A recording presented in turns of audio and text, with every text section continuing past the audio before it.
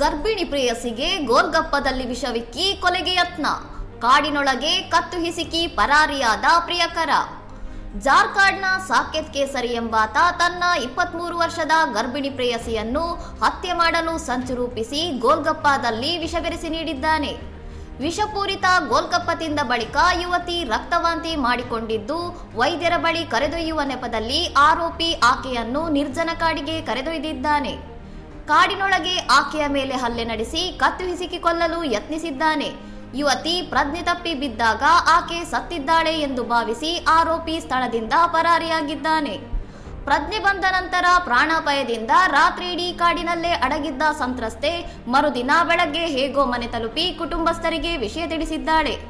6 ವರ್ಷಗಳಿಂದ ಸಂಬಂಧದಲ್ಲಿದ್ದ ಈ ಜೋಡಿಗೆ ಈಗಾಗಲೇ ಒಂದು ಮಗುವಿದ್ದು, ಇದೀಗ ಆರೋಪಿ ಸಾಕೇತ್ ಕೇಸರಿಯನ್ನು ಪೊಲೀಸರು ಬಂಧಿಸಿ ಜೈಲಿಗಟ್ಟಿದ್ದಾರೆ. ಇನ್ನಷ್ಟು ಸುದ್ದಿಗಳಿಗಾಗಿ ನೋಡ್ತಾ ಇರಿ ಸೌರಂ ಟಿವಿ.